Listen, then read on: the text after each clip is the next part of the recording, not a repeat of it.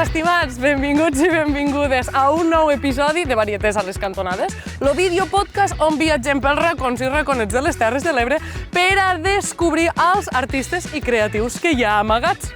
Avui ho fem des de Santa Bàrbara, però no des de Santa Bàrbara, Califòrnia, no. Santa Bàrbara, Montsià. Què sabem de Santa Bàrbara? Que aquí se fa un oli molt bo. A veure si retegem una garrafeta aquí a la cooperativa, que va car. Que també sabem de Santa Bàrbara, que se fa un festival de puta mare. Avui anem a conèixer una de les persones que està involucrada en este projecte. Som-hi, m'ofego.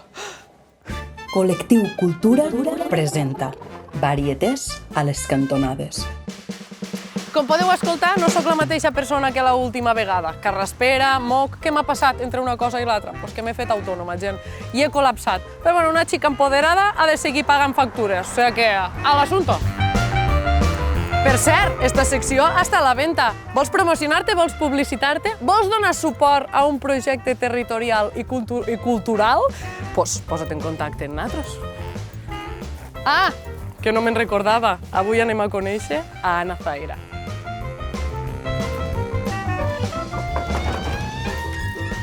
Bones! Hola! Se pot? Sí, avant. Menys mal, perquè ja estic dins. Hombre, Anna, què fas? Mira, pelo pataques, Què estàs preparant? una truiteta. Una truiteta. Doncs tu queda't pelant pataques, ja ho diré. Ja quan no m'entraven, que ho diré.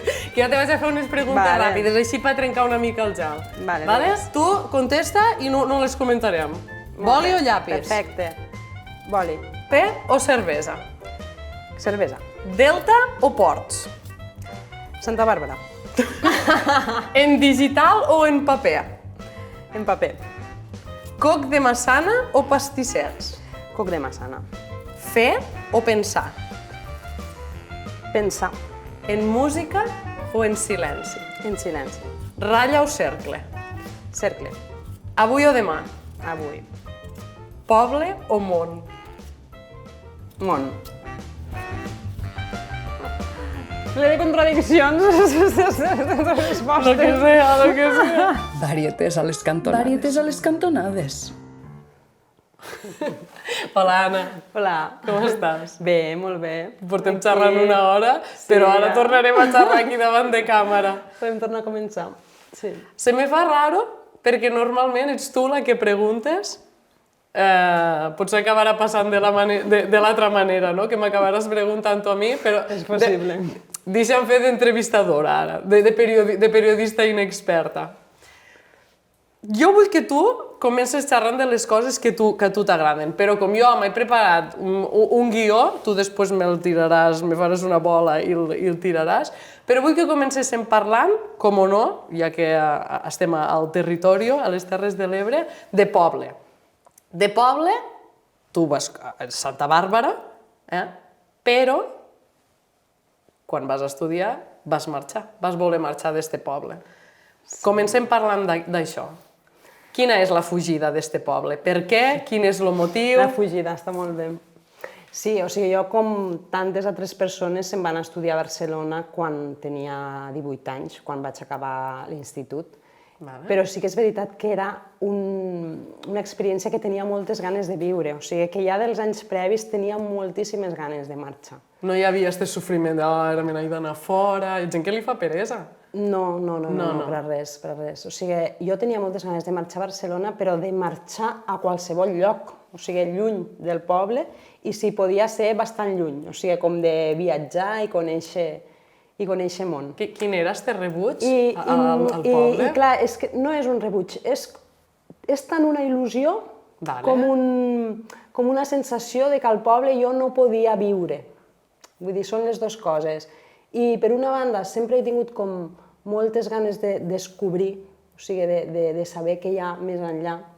Més enllà en el pla geogràfic, o sigui, de visitar altres països, i més enllà en el pla que tu vulguis, no? O sigui, soc curiosa en general. I per això jo vaig pensar, ostres, quina professió podria jo triar que em pogués permetre viatjar i que fos una part implícita de la professió. Llavors jo vaig pensar, doncs periodista, perquè puc ser corresponsal de guerra, corresponsal, no? I tenia una dona que en aquell moment era molt referent, que era Maruja Torres, que era com que tenia un llibre que es deia Mujer en Guerra o alguna cosa així, i jo pensava, ostres, si jo sóc una dona, de menudeta, jo ja no em veia com casant-me amb un home, tenint fills, o sigui, portant una vida convencional. Llavors jo crec que jo vaig imaginar-me una professió en la qual jo pogués portar la vida que jo m'imaginava que hauria de portar, no? Perquè jo ja me veia que no encaixaria en un rol tradicional. A vegades pensem que quan triem una professió és algo com un motiu molt estandarditzat, no? Perquè m'agrada fer preguntes, no?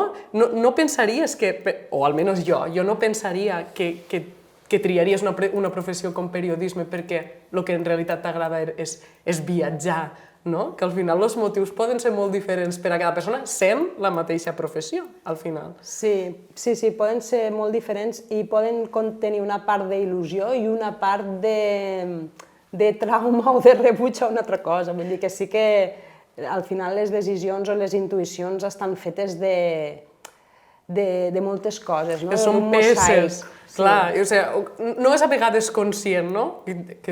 Quan jo vaig decidir ser ballarina, ostres, jo no recordo el moment exacte on aquest pensament va vindre tan nítid al meu cap, però són unes peces que fan que aquest moment passi.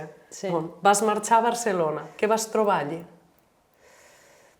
A Barcelona vaig trobar una part de llibertat, sobretot separar-te de la convivència en els pares, d'aquella convivència més de casa, de lo que tu havies vist.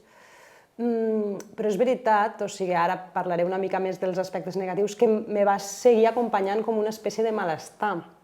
I jo crec que al llarg dels anys una mica ha sigut un malestar de no poder ser qui jo era, verdaderament, i crec que ara que ja tinc 40 anys, o sigui, sí que em sento com que he pogut anar integrant parts de mi, parts de la part meua més d'essència del poble, com la part de poder-me desenvolupar més des del punt de vista afectiu, que pogués trobar aquell lloc que no tenia referents al poble i no podia visualitzar que fos possible. I també integrar totes aquestes parts de descoberta, que és el que tu, diguéssim, que trobes en moviment en la part teua més arrelada o més de terra, d'estar en contacte amb les teues arrels. Perquè, clar, vas marxar, vas estudiar i ara podríem dir, has tornat? De quina manera has tornat aquí? Perquè està clar que quan dius Anna Zahera està molt relacionat en el territori, identitat, poble, molts de projectes en els que estàs vinculada i que estan aquí, no? Se fan des d'aquí. Quina és la tornada? Què ha passat? Quin és el buit entre Anna anant i Anna d'alguna manera tornant? El tema de tornar ha sigut una narrativa que ara s'ha desenvolupat molt, en plan, vas a estudiar a la ciutat i tornes al territori i t'arreles i et quedes i decideixes crear un projecte al poble i quedar-te. En el meu cas no és ben bé així, o sigui, la meva trajectòria està plena d'anades, tornades, vingudes, tornades a anar, o sigui, és una mica un trànsit i un flux que també és possible, que no s'acaba mai o de moment no s'ha acabat. I a vegades pensava, ostres, em m'encabixo jo també en esta narrativa del retorn, perquè el meu retorn sempre és un retorn inacabat, o no és un retorn que sigui definitiu, no? I una mica jo ja sóc així, inacabada i no sóc definitiva, o sigui, sóc una mica... Que bonic, no? En realitat, perquè dona com opció a ser moltes coses i investigar-se. Però també quan parlàvem de qui som professionalment, personalment, ara també en aquesta cosa de estic fora o estic aquí, que és algo que no té que estar tancat i que tenim una idea del que han de ser aquestes coses i al final, ostres, les configuracions de la gent són molt diferents, no? Com volem encabir-nos dintre de coses i al contrari, el que te fa Anna o el que me fa a mi Mar és tot este ventall, aquest espectre de colors molt diferents. I que els altres ho sabem valorar molt des de fora, però des de dins aquesta validació com costa més que a terra. És sempre un equilibri entre trobar llocs segurs on te poden reconèixer la teva identitat 100%. I també a la vegada tenir un espai inacabat on poder seguir sent coses que no et pensaves que series o que la gent no ha classificat com que existeixen. A mi una de les coses que més me mou és llegir històries de vida o assajos filosòfics que ens fan pensar la vida des d'un altre punt de vista, no? I és com, ostres, i per què sempre hem estat pensant que això era així, si podia ser d'una altra manera? Això que dius del out of the box, no? El tema de pensar fora de la caixa, a mi és una cosa que m'apassiona experimentar-ho o viure-ho. És com un motor, no? És que a mi m'interessa molt, me dona molta curiositat. Clar, jo tinc molt present, tinc una sensació molt física del que m'apeteix fer, del que m'apassiona, de la motivació. I, clar, això a cada creatiu, a cada artista és molt diferent. Què diries que és el teu motor per a fer coses? Perquè tens projectes molt diferents, en format, potser en essència tenen molt en comú. Ho tinc una mica identificat, o sigui, escoltar, ser dona orella, que escolta històries de vida. De dona a la fresca, eh? Sí, o sigui, entrevistar-te a tu, que m'expliques el mateix que m'estàs preguntant a mi, és el que a mi m'agrada preguntar.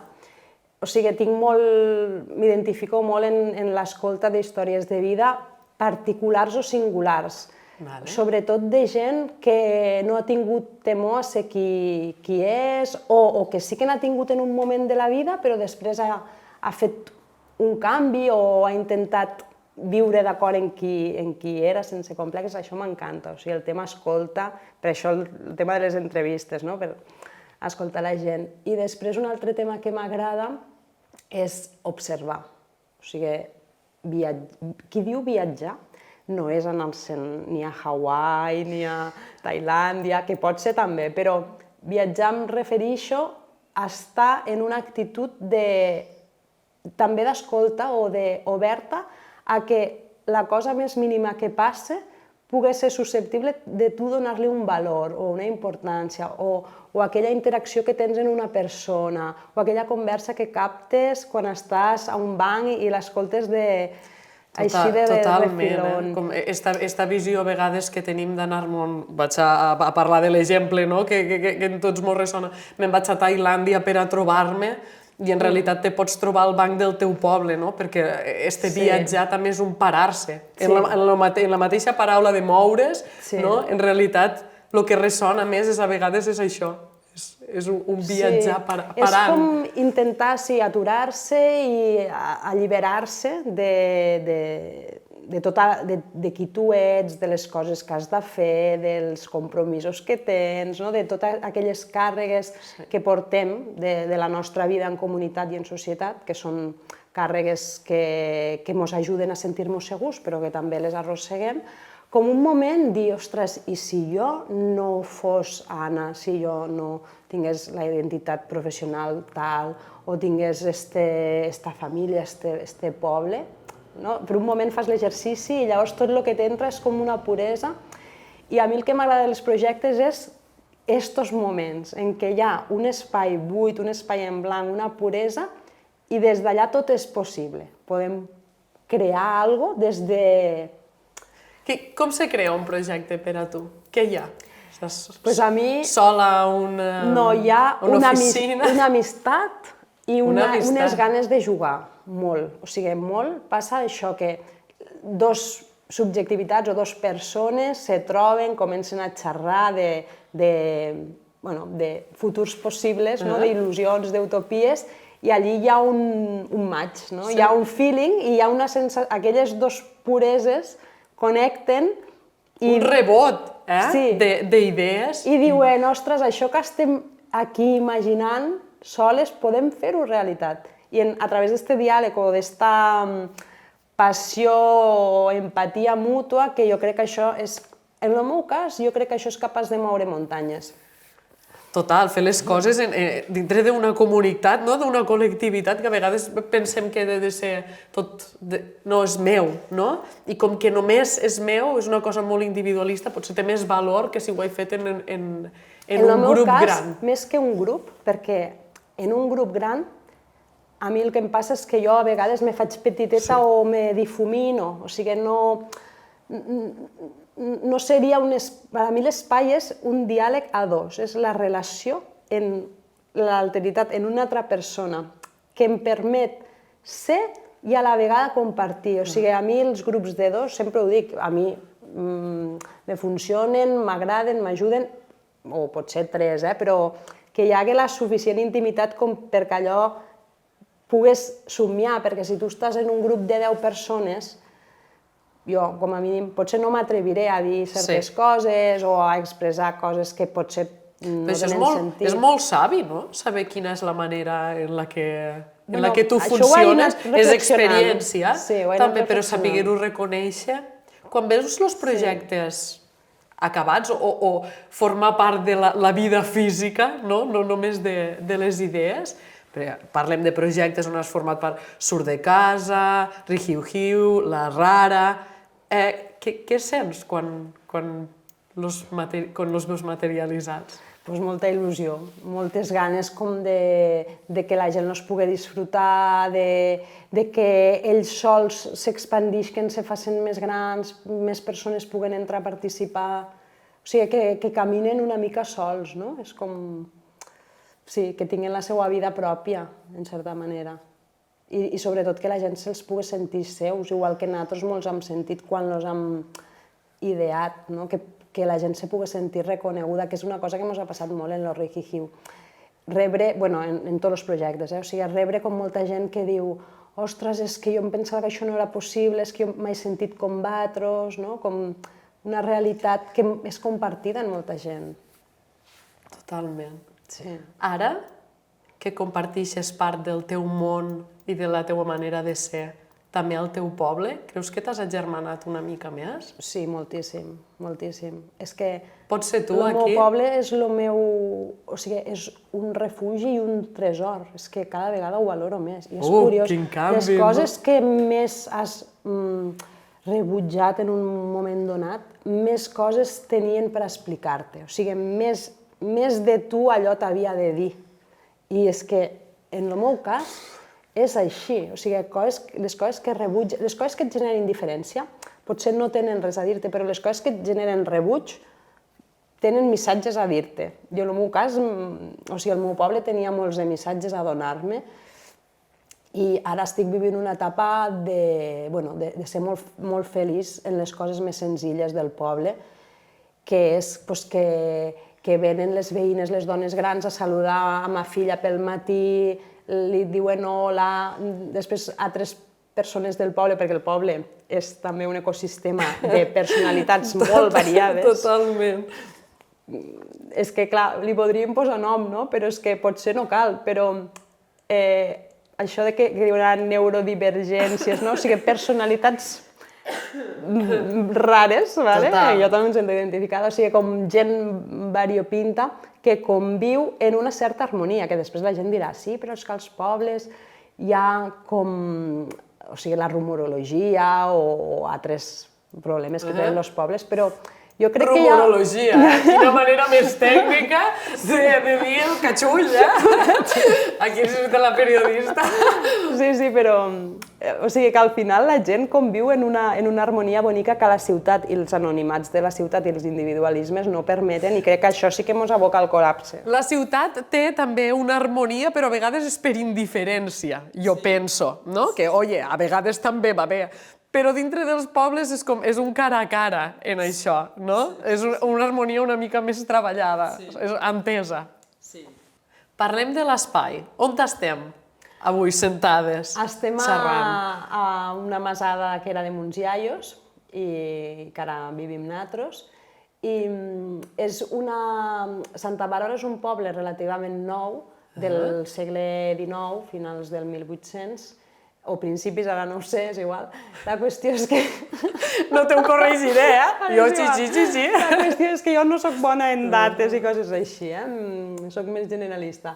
El poble es va crear per unes quantes masades que encara existeixen, la majoria d'elles, i que el festival Rihihiu també volia portar vida a les masades, tornar-les a situar al mapa, pensar que era part de les construccions dels nostres avantpassats, tot i que mons iaus la van comprar als anys 60, i és una masadeta menuda que estava al costat d'una masada més gran, que és la masada de Gironet. Esta menuda, esta era la menuda? Sí, perquè la gran era una que està aquí al costat, que es diu la masada de Gironet, i pel que tinc entès era una caseta que li van construir a la filla de la masada. Llavors, nosaltres aquí en aquest espai hem fet moltes, a part de les celebracions familiars, també moltes trobades d'artistes, trobades... És que dona per anar això. Sí, altres trobades de dones, espais com de reflexió i de... És molt inspirador i molt càlid a la vegada, no? És molt casa. Sí. És molt casa. Per acabar, ja me'n torno a una cosa més gran. Què pensa Anna Zahera de la situació actual de la cultura del territori? Jo crec que ha hagut un canvi brutal en els últims 15 anys, que ara hi ha molts de projectes, molts de festivals, el col·lectiu Cultura, la marca de festivals de Terres de l'Ebre, que també visibilitza i aglutina tots aquests projectes, alguns més nous i d'altres que ja tenen una trajectòria de més de 10 anys. I sobretot que s'han fet visibles moltes veus artístiques, de pensament, i des d'un punt de vista contemporani, que sempre associàvem pobles i entorns rurals a mentalitats immòbils vinculades a la cultura popular i al folklore, i ara està havent una explosió en què la gent ens apropiem de les nostres identitats i els hi donem un aire i les sacsegem i les fem... Pobles som tradició, totalment, és la nostra arrel, però també hi ha alguna cosa actual en el que també vivim al present, no? Sí. Encara, sembla que no, però encara hi ha estereotips de vida urbana i territori, no? O sigui, encara hi ha com... Total. Però inclús des del nostre punt de vista, des del poble, sapiguem que no és la nostra realitat, tota aquesta tradició, no? El nostre dia a dia és... També rebem paquets d'Amazon, no? Però encara tenim aquesta idea de... No, allí són més cosmopolites i aquí estem collint carxofes. És el que parlàvem abans, que tots són construccions i representacions, i està bé com intentar anar-les reflexionant i trencant, perquè llavors les nostres vides, els nostres relats sobre la vida s'ajusten més a la realitat, no? Perquè dius, és que això, qui mos ho ha dit, que aquí no es podia fer res? I mos ho vam creure en algun moment. Som un sonajero, és com que abans lo sacsejaves i la nostra realitat és algo més desdibuixat, no? Mos hem d'acabar creient. Anna, jo crec que continuaríem parlant, però crec que aquesta gent mos pegaran un crit. Deixem-ho aquí. Podem seguir, no? Que tallen i... Gràcies. Anem a acabar de preparar la truita, no? Que a mi m'ha entrat gana. A veure, xiques, però una cosa. Mos han deixat la gran pregunta de Anna, en totes aquestes mudances quan t'has estat a fora, què és el que sempre t'acompanya? Una truita. La mateixa! És boníssim! Això entrarà, Varietés a les cantonades. Varietés a les cantonades. Batallón de preguntes finals. Sense pensar, no les comentem. Primera, Anna Zahera en 3 paraules. És que no soc fatal. Les que te vinguen avui. Tímida. Vale. juganera Vale. i menjadora. He dit que no comentaria. Vale. Si vaig a la teua tauleta de nit, què trobaré? Un xumet, xupete, un xumet, 3 o 4, uns quants llibres, tots començats i alguns no acabats. I ja està. Vale. Si li poguessis dir alguna cosa a la teua Anna de 10 anys, què li diries? Confia.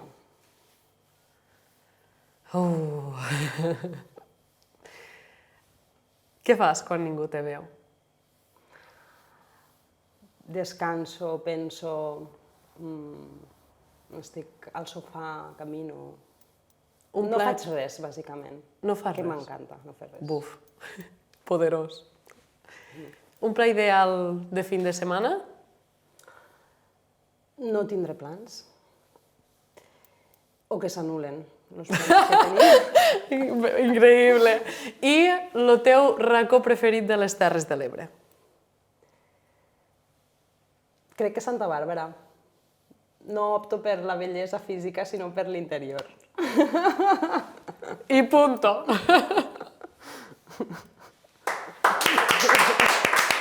Que guai.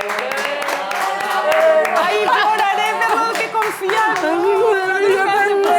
Dic, l'hagués tingut que preguntar després.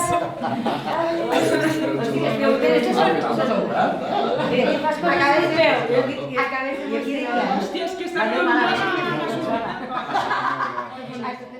Bien, bien, bien.